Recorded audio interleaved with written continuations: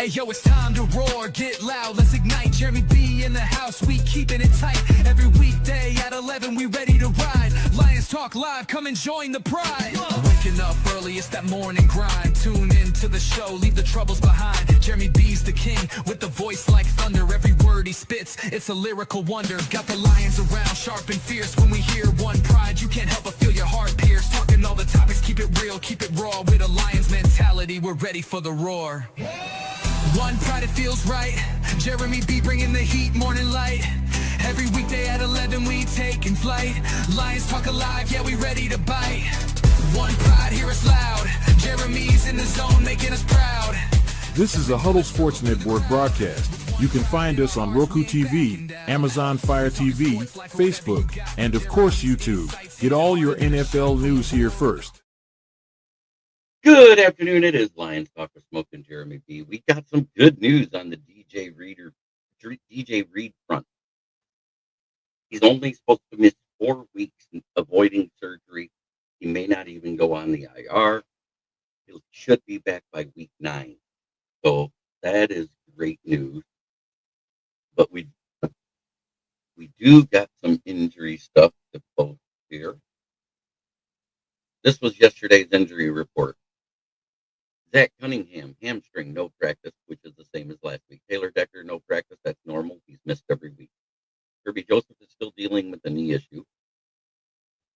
DJ Reed, hamstring, no practice. Sione Vaki, groin, no practice. Terrion returned to limited practice. And Aline returned to limited practice today. Or yesterday.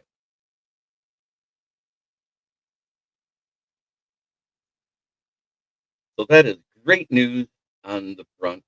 Ricky, good to see you, brother. So DJ Reed will be back by week 9. We still don't know if Terrion Arnold will play this week.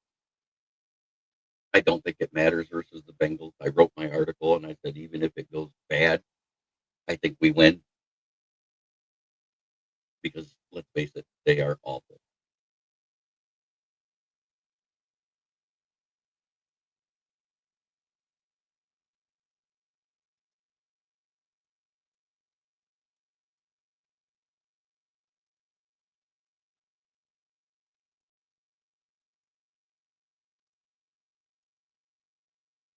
DJ Reed's coming back.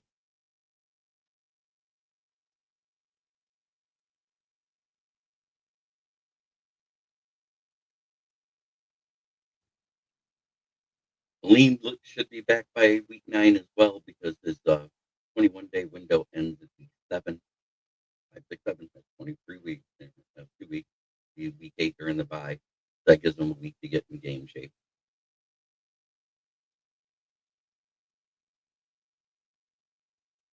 Just in time for the schedule to get nasty again. Paul Jones, what's up, my brother from another mother?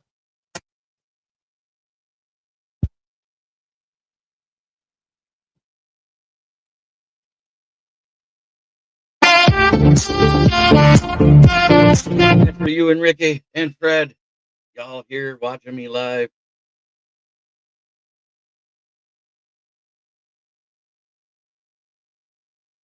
Drinking my coffee. I got my Mountain Dew ready. I'm ready to rock. This is an Ask the Host day because there's not a lot of news out there concerning our Lions.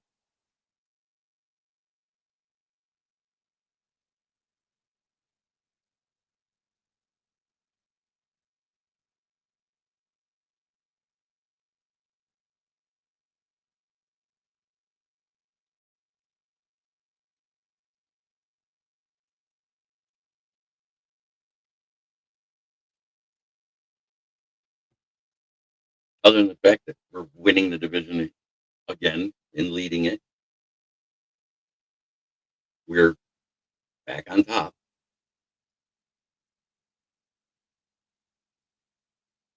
Let's see, 137 points scored through 4 games. I think we're the number 1 scoring offense right now.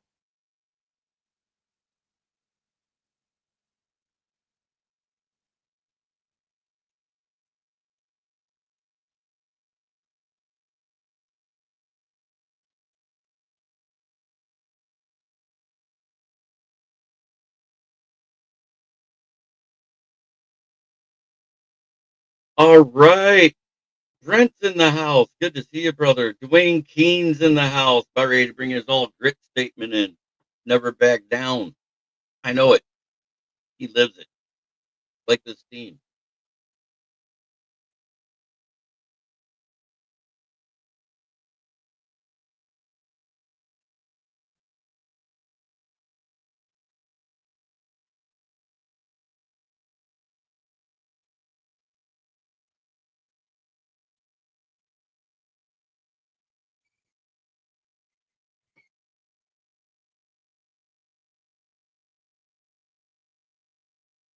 It's been a heck of a ride already. Let's go Detroit Lions football. One pride, all grit, never back down. The guy from the Giants, which one? Cam Scadaboo or Jackson Dart? Yes, Wolverines football back on this week.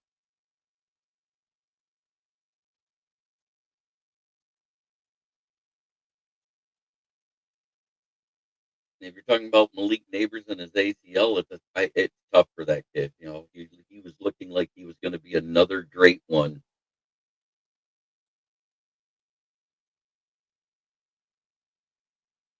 I don't know who we got. Who'd we get from the Giants? Because I didn't see anything else. Just a second, let me check.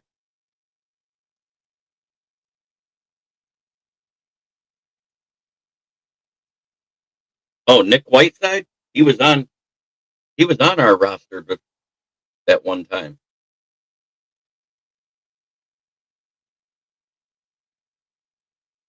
it's not that. It's not Trey with the Y. It's TRE Flowers. He actually his last team was the Bears. I actually have his NFL stats here somewhere. I think this is it right here. He's had 287 tackles, 2 sacks, 22 pass deflections, 4 interceptions, 5 forced fumbles, and 5 recoveries. He's played 3, 4, 5, 6, 7, 8. He never played. He's a UDFA, but Trey Flowers didn't come from New York. Trey Flowers didn't make it to the Bears roster because he was buried on the depth chart, even though he played well in the preseason. It was a part of the reason why they had an undefeated preseason. So he's a taller guy. I believe he's 6'1". He's a guy that we need. I, I I don't think he inserts into the lineup right away. He was signed to the practice squad, just like Nick Whiteside's on the practice squad. I don't know who we're getting rid of yet to clear room for him.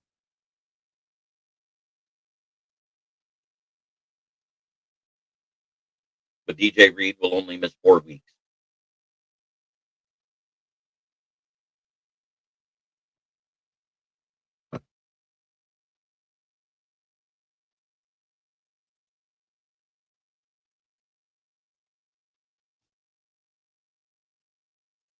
Can't listen to Google. They made it sound like we got a stud. He could be, uh, but he hasn't really had an opportunity to play in many games in his career as a corner.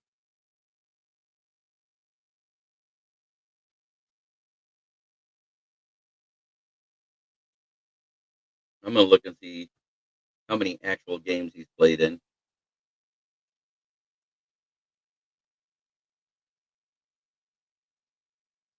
According to this, he's got.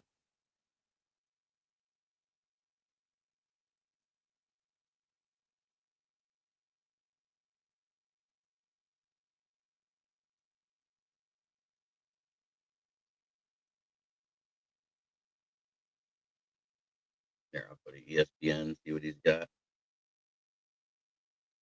He played 15 games in 2018-19, 12 in 2020, 5 his last season with the Seahawks in 21. He played 11 with Cincinnati, a total of 16, 15 in 2022, 17 with Atlanta. He played every game, but he had 27 tackles. Interceptions, he's had 4. His last interception was in 2022. He didn't play any games this year with the Bears because, like I said, he was let go in the preseason. But like I said, he's had 95 games with 287 tackles, 224 unassisted solo tackles, 63 assisted, 2 sacks, 5 forced fumbles, 5 recoveries, 4 interceptions. He had a he doesn't get much after he catches it. His passes defended are 22. Stuffs, he had 2 of them. Stuff yards was 3, and kicks blocked, he had 1. He's actually blocked a kick in his career. Thank you, brother. I haven't seen Sarah lately. Yes, he does. When he plays, he tackles in bunches. Every game he's played, and it's been a rotational player, not a starter. Games played is not starting. He's been in rotation. He gets 3 to 4 tackles. He's blocked a field goal. So this guy is also a special teams guy. He does really good in that. So he may end up making the roster, but we don't know. He'll at least be a call up from here and there while we got guys on the men. And it's a good way to interject somebody if they call him up this week. But if they call him up this week, lucky dog, I work today. There's a few that I talk to that don't disappear, Fred. So I'll give them some credit.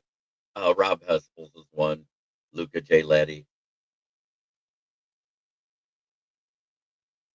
Those guys talk football all the time. And a lot of them are watching right now through Viking Rob VWO's channel. I got 26 of them live, while only 6 are through the YouTube channels right now.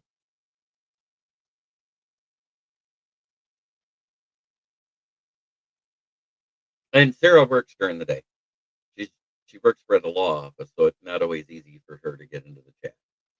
Ty Summers, on the other hand, the linebacker we picked up, he had 1 year, 2 years where he played 16 games, and he hasn't played 16 games since. But he does do well in rotation. He's had no sacks, but he's had 17 assisted, 41 solo for 58 total tackles in 52 games. He's depth. So we got Ty Summers. What up, JB? Work? I'm retired. I do whatever I want when I want. What's up, fellas? This is for you.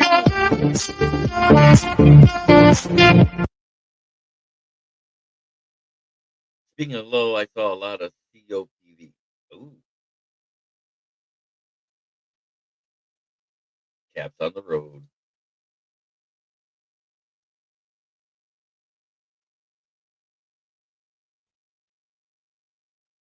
Oh, cops on the road. Gotcha.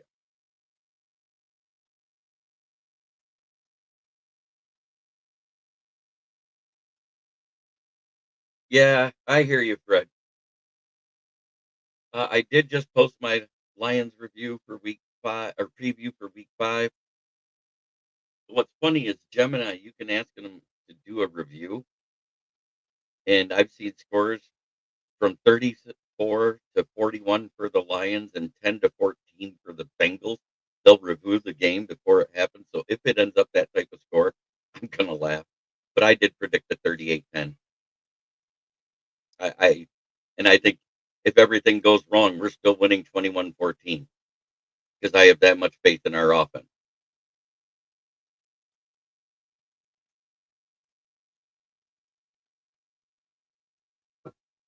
They're putting in the rookie Dylan Gabriel this week. I don't think that'll go well behind an O-line that can't block anybody.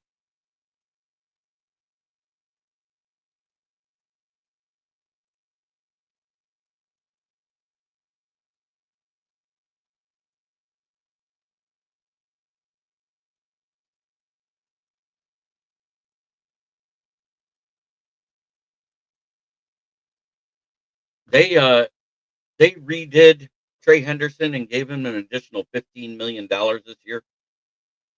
So he's got money. He's playing. He's the only guy we really got to worry about on that defense.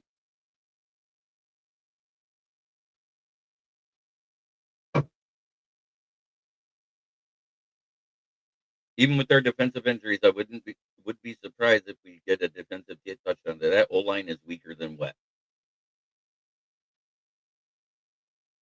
Bengals 37-7. The route is on. Hutch about to go off. Yeah, I feel the same way. Hutch, Muhammad. You may even see Malik Williams get in the backcourt field more, as well as DJ Reader. The only thing that concerns me, Kirby Joseph was out yesterday. Khalil Dorsey, concussion. He's depth, but it sucks that he has a concussion. He may not be able to play. Taylor Decker has missed practice every week and still comes in and been playing great. The O-line overall has been playing great ever since week 1. Weeks 2, 3, and 4, not a single sack given up. And we just shut down Myles Garrett with Decker.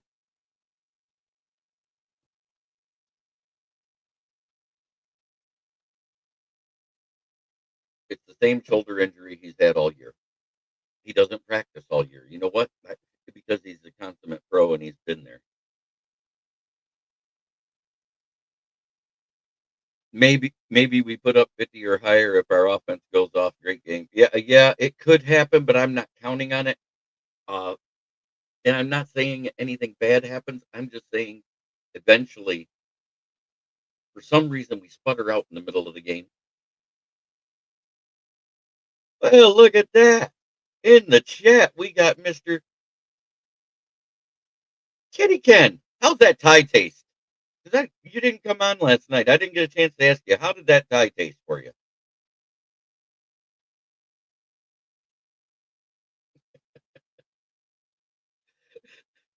Demons, then we already got 33 comments. Yeah, we could go to that 5-2 5-2-4 front, or even a 5-1-5 front. That dime look where you have like a 5-man front with one linebacker.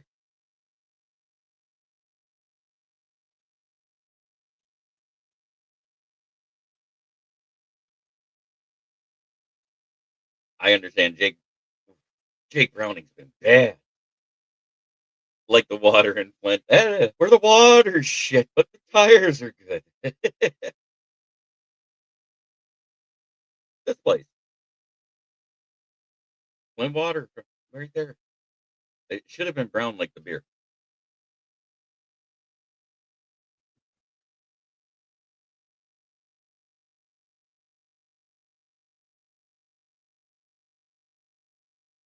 Oh, I love the fact you come in here after a bad week and talk, Ken. I love it. You're more than welcome to hop on the stream if you want, but I know you've got another show at 1 o'clock, so you probably don't have time because you do have a family to live with.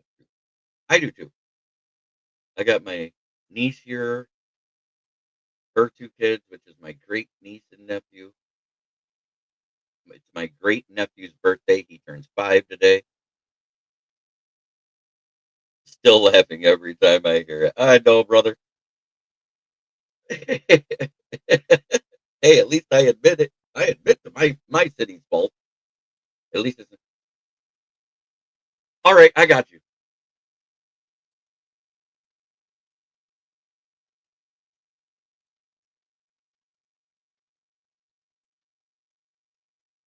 Bum, bum, bum.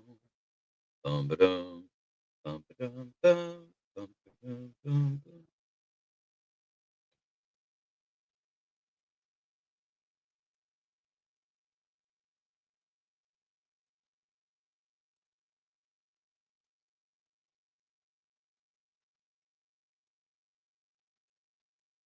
All right, you got the link there, brother.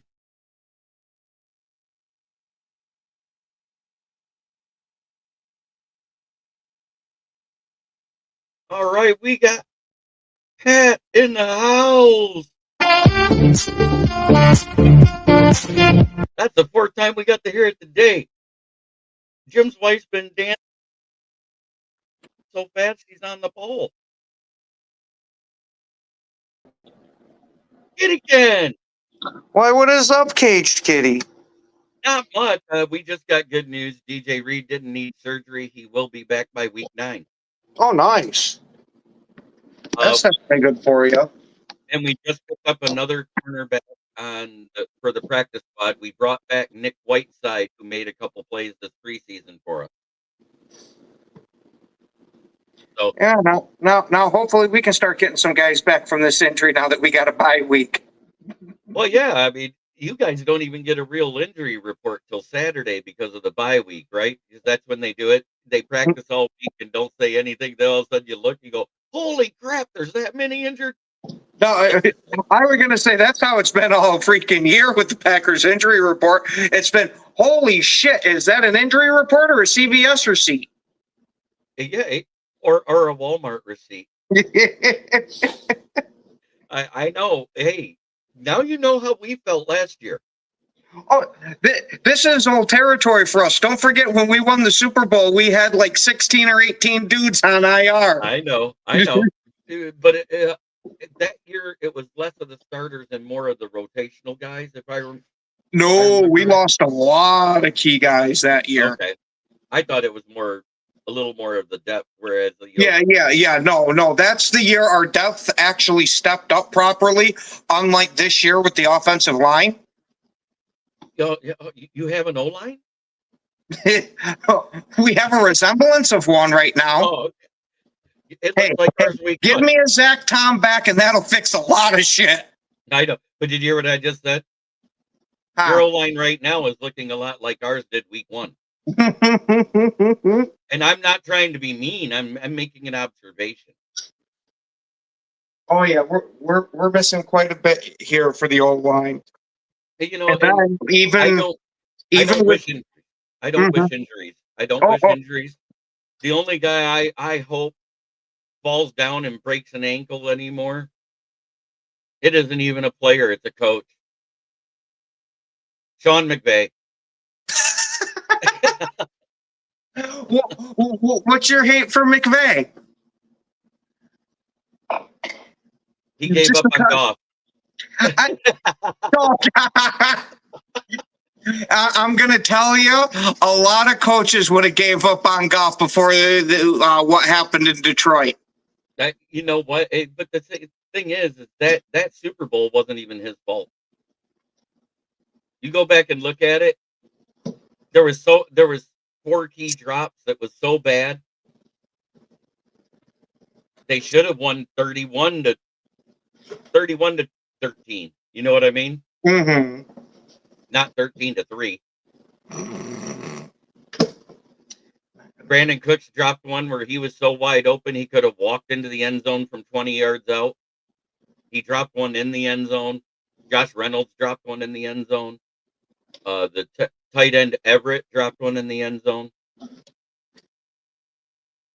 That's a lot of drops. It's not. I was going to say that sounds like Green Bay last year.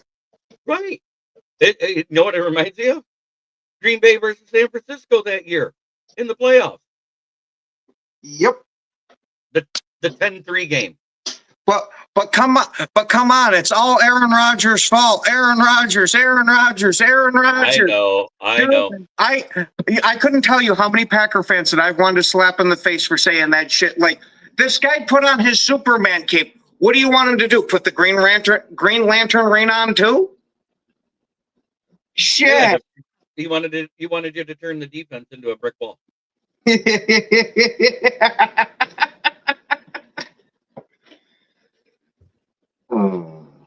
But other than that, do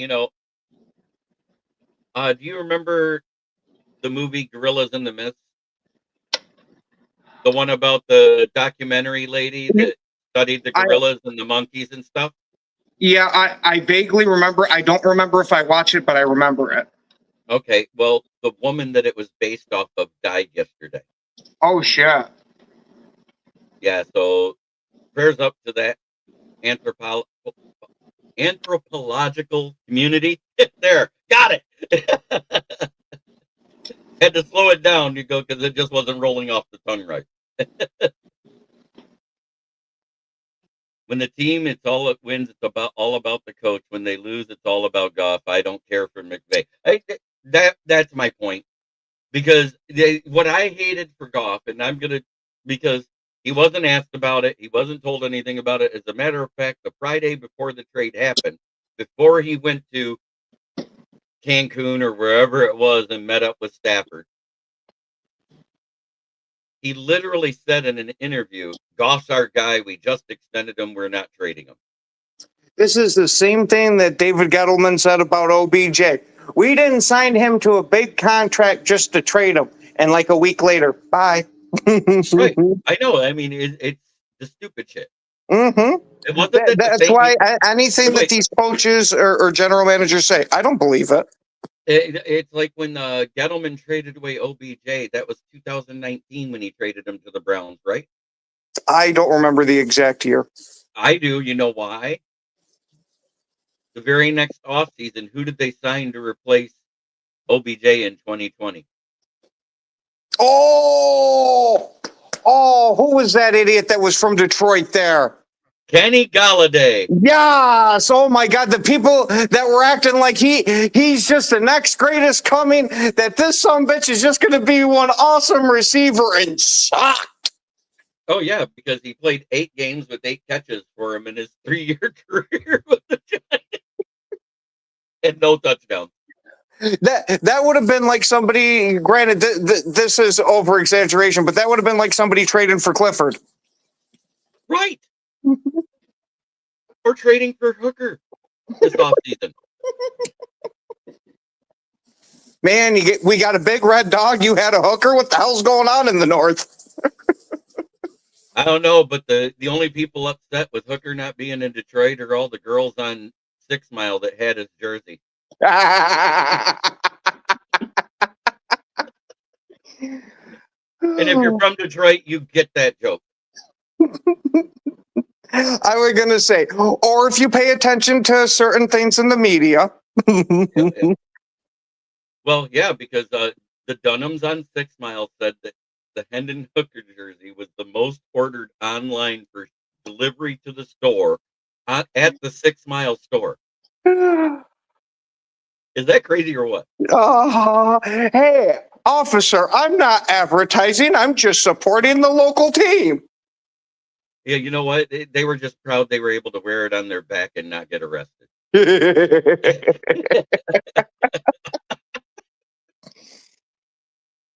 Come on. You got to admit, I do come up with some good ones every now and then. I was just thinking to myself, why is it that every show that you and I do alone together just seems to go off into the weeds? Because we can. Because it's an Ask the Host Day. The news is so slow, we got to make up our content. Oh, that's what happens when they let a JB and a Ken make up content. I got it. because we're unlike Taylor Swift. We're not flat as a board, but we are warped. And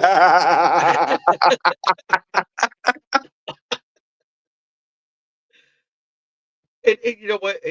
I love the fact that you're willing to come on, just like I'm willing to come to your show and say, hey, great game, bad game, whatever. Oh, yeah. You're I was willing going to to say, do that. you know me. I'll sit there. I'll take my lumps, but I'll also give it to you when I win. Hey, guess what? You got to give it to me week 1. Yep. And I kept to the letter of the rule. Matter of fact, I left that profile pick up for 2 weeks. I said until we win. As soon as we beat Chicago, what happened that Tuesday? See, now we're just going to have to find a way to top it for Thanksgiving. Oh, it's the same bet.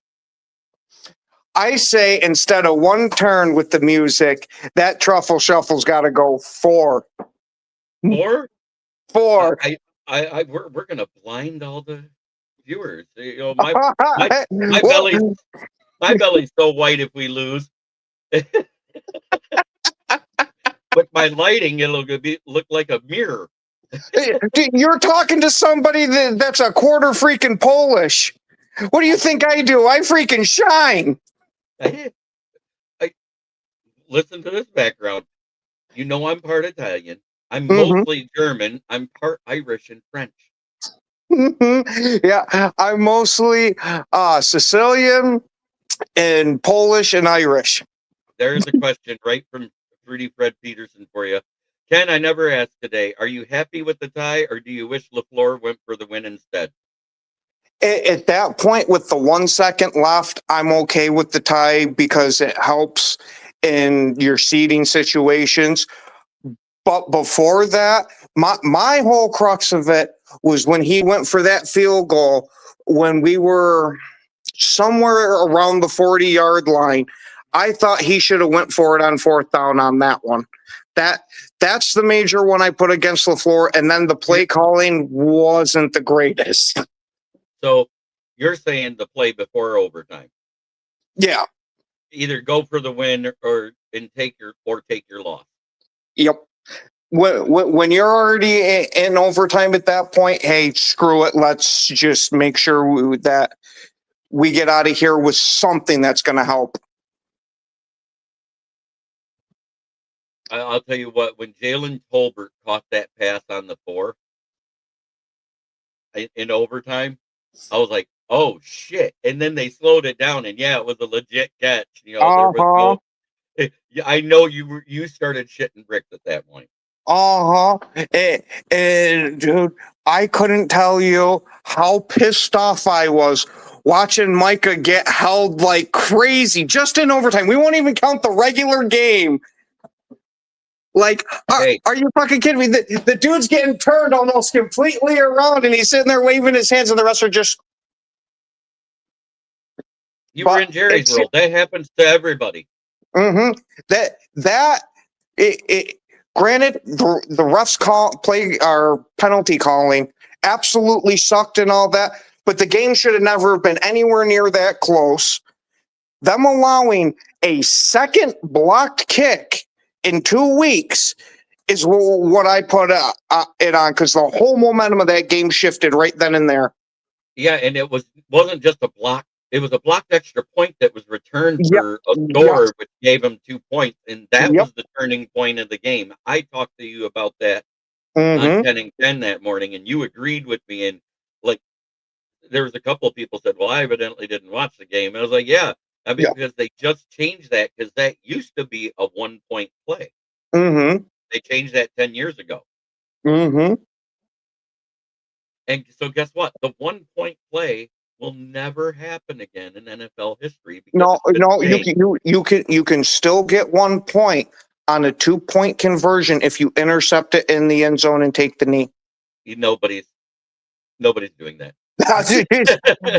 I guarantee somebody's going to do it, and then they're going to be sitting there, well, what's this archaic rule? And then they're going to be like, oh, wow, that bearded Packer fan, he's the one that remembered.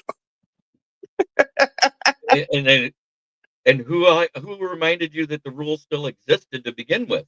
Because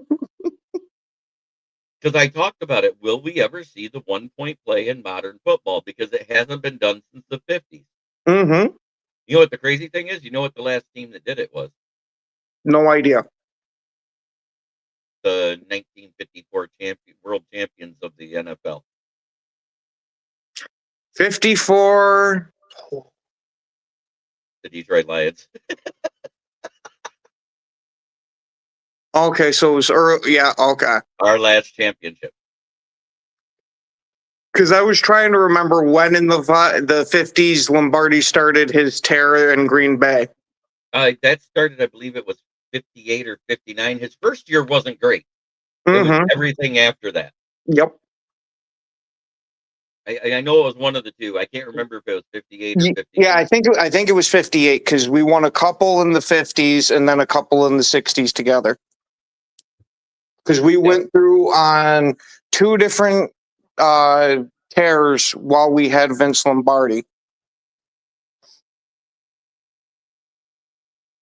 And we are the only team to 3-peat, but it doesn't count since it was a championship and 2 Super Bowls.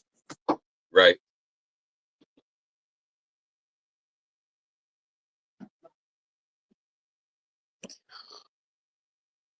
Oh.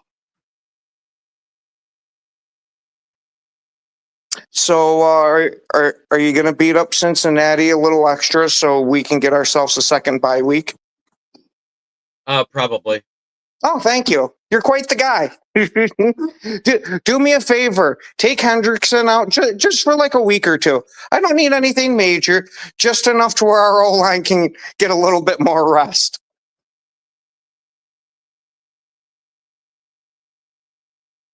Okay, so the trophy actually used to be called, trying to read it. It just said the World Professional Championship Trophy is what it was called before it was renamed to the Lombardi Trophy in 1970. So your first two Super Bowls, it wasn't even the Lombardi Trophy yet. Well, yeah. I was going to say he had to cement his legacy for it. Right. But, so if you think about it, technically, you have two Lombardi. Everything else is the same as what the Lions had before. No, there's still a difference between the Super Bowl trophy and a championship. Believe me. It said it was the World Championship Trophy every year before that. Yeah, no. The name might have been the same, but there was still a major difference. And believe me, I'd like to hang my hat on it too as a Packers fan and count all those for us. But right, because you'd have 13. Yep. I know how many championships you have. Mm-hmm. It's the reason why we're called Title Town. Thank you, Phil. But we don't normally talk religion too much because this is a football show. We will give our rest in peace.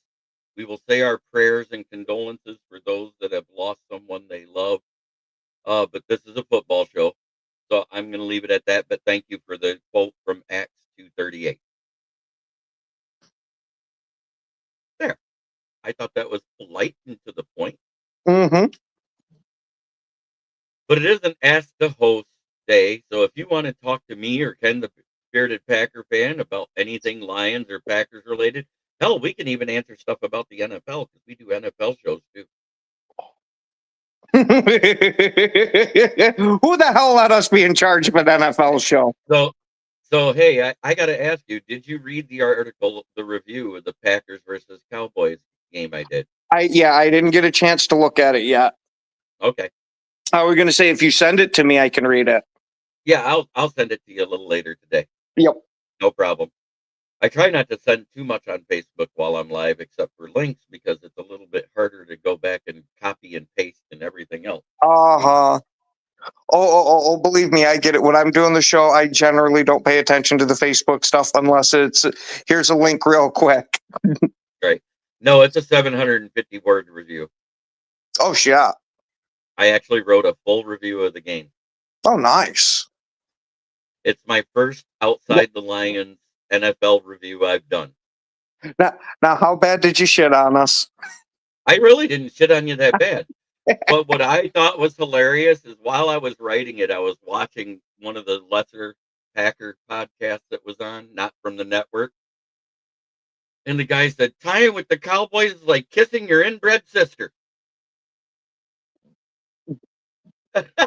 What I want to know is, why is that even a thought in your fucking head? I was like, the fact you have an inbred sister tells me you're the one that did the inbreeding. There you go. I would have said. My comment. That was my comment on his show. Now, personally, I would have said it's like picking up a soda, drinking it, and the sumbitch is completely flat. Yeah, you got a drink, but it wasn't great.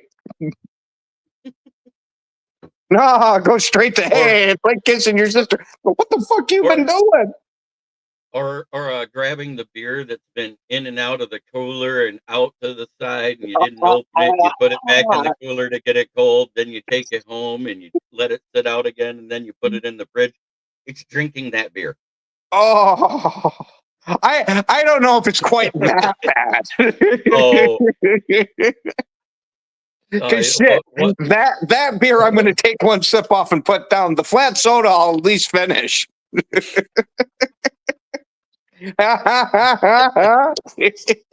what's good. That's the only redeeming value that Mountain Dew has. Well, is it really that it takes doesn't forever to go flat? no, it actually goes flat fast, but it doesn't taste any different flat. Oh, see, it might be because I drink like the regular size bottles of it. I Mhm. noticed that some bitch stays carbonated for a while. Yeah, the regular size does. The bigger ones, it's kind of like girls. If it's got a bigger opening, it goes flat faster.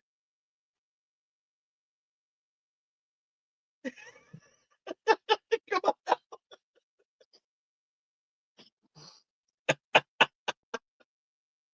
I'm awful, I know. The original quote came from a college coach many years ago. He said a tie is like kissing your sister. Yeah, but he actually added the word inbred sister. That's what made it wrong. And he was a I Southern think college it was guy. wrong to start with because why is this anywhere near on the table? Right. It shouldn't worry about inbred sister, regular bred sister, upside down bred sister. Sister should be off limits here. And it's bad that I got to tell some people this. I know. It's again. Oh, wait, I know why. I said the key words. It was a Southern podcast. Ah, there you go.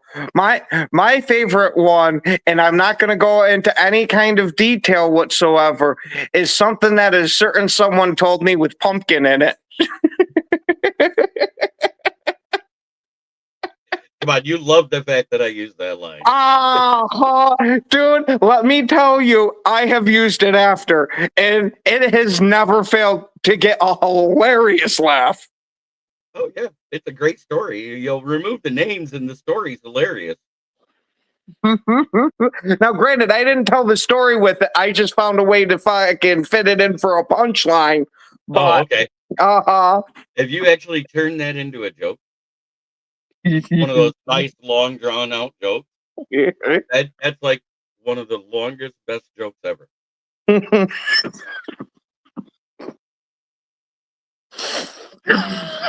Because it would be like one of those. It could be an entire comedy skit. That could be a 15-minute joke. Yeah. See you around, pumpkin.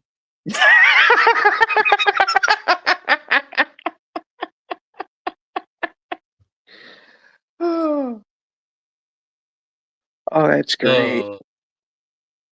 It'll be great. God.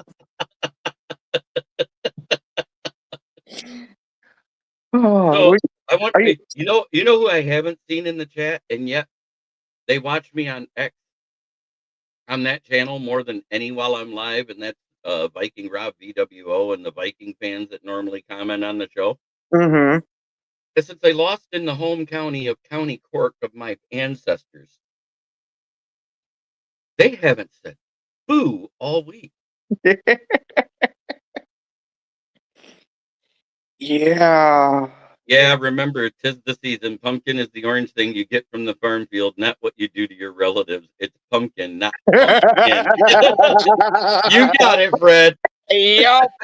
Fucking nail head.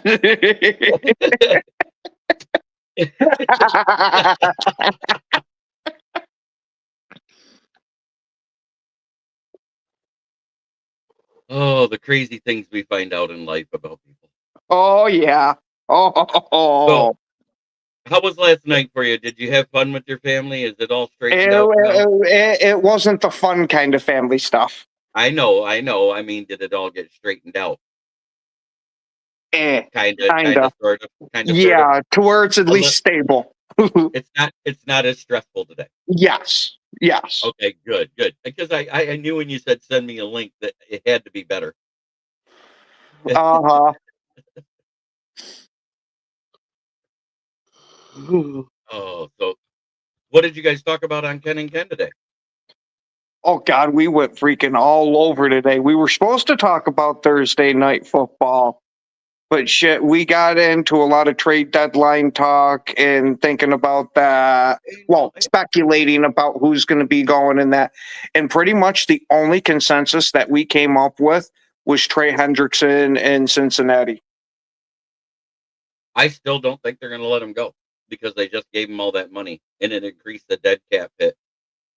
Yeah, it's just you're already in a down year where you're most likely not going to do anything. And he's the only one that you could move off of since he's not under contract for next year.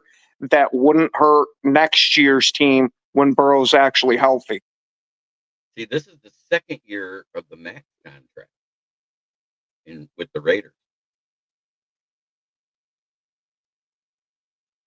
Everybody forgets that. What do you mean? This is the second year of the Mac Max, contract. Max Crosby. Oh, Max. I thought, okay, I Max, thought you said Max. No, What Max. I was going to say, that was years ago. What the hell are you talking about? But yeah, okay. No, Yeah. no. Khalil Mack just got extended and he's hurt again, but that's another story. Yeah, Max Crosby has come out and said that he doesn't want to be a part of a rebuild. So they better be real careful with how they handle that, or they're going to end up pushing one of their stars out. But for the other side of that, he is everything all about the Raiders, and this guy bleeds silver and black. Yeah, I love that. Yeah. But overall, Ken, I think it's been a good season to start. 3 weeks in, nobody's awful, even in our division. Everybody's had an awful game or two. Yeah, but nobody's been absolutely dog shit. Yeah, I get that. What has me so freaking confused on the year is the weird ass upsets we've seen so far this year. It's like shit coming out of left field. Like, who in the hell would have seriously thought the Giants were going to beat the Chargers, even with them going all the way across the country? I think, okay, Omnipo, I think our outside corners, just because Kerryon Arnold just got his shoulder hurt, I think it's going to be a Meek and Rock Ya-Sin with DJ Reed out. I think they're going to move Terry on to the slot and possibly bring in one of the two guys we just signed to the practice squad, either Trey Flowers, who's had some moderate success as a rotational player in the NFL, or it's going to be Nick Whiteside, the guy that was with us in the preseason, the UDFA we cut. I think it's going to be one of those two called up, if not both. I was hoping they were going to call up Andre Carter last week as one of the call-ups because I want to see what he can do on the field now that he's been here a few weeks and got a chance to dive into the playbook. Maybe this is the week we see him in one of them. It can't hurt. But I just wanted to say thanks again for having me on, JB. It is always a pleasure to go completely off the rails with you, buddy. Hey, if we can't go completely off the rails, it wouldn't be us. You got a massive point there, man. But I got to go get ready for another show. Yeah, I know. You got the daily huddle coming up. You have a great day. Yeah, you too, buddy. Studio. Be ready to go live here in about 11 minutes. Yep. All right. I'll see you, man. Yep. Have a good one. And that was Kitty Ken. We always like Kitty Ken on the show. He makes an appearance from time to time. And I don't mind talking to fans of other teams. And you notice we didn't really get into crap talk. We talk the honest truth. We talk about our teams, because it's nice when you can be fans of rivals and actually hold a football conversation or hold a conversation about life in general without getting mean, ugly, and nasty. Yeah, but so I think we're going to see Rock Ya-Sin, Amit, Kerryon Arnold. Khalil Dorsey still hasn't cleared concussion protocol, so he's out as it stands right now until he clears, which I think the testing for him is either today or tomorrow. So we'll see how that goes. But we got a Sunday afternoon game versus the Bengals at Paycor Stadium. I'll say it again. I think the final score is going to be like 38-10. I don't see their offense doing much against us. Somebody said, but they got Nick Chubb. I said, no, Nick Chubb is a Texan. They don't have Joe Mixon. He's a Texan. They can't run the ball well because they don't have an O-line. they can't protect the quarterback well because they don't have an O-line. I think we're going to see four plus sacks off of this defense this week. Because the one thing we have seen for 3 weeks in a row, Kelvin Shepard will bring the heat, especially if there's a weakness.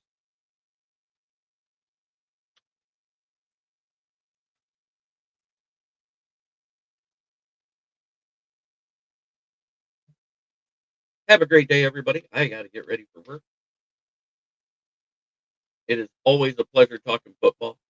Try every day to be a better person than you were the day before. That's the only way to make the world a better place. It does start right here.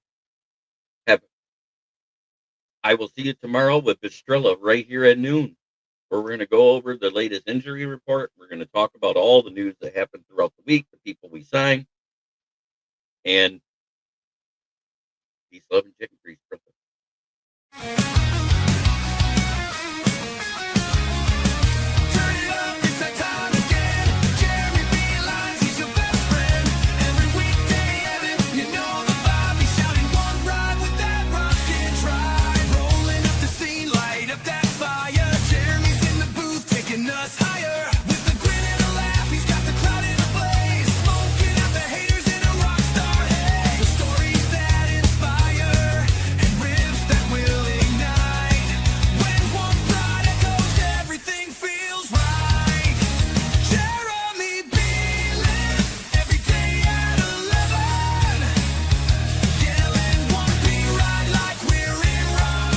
This is a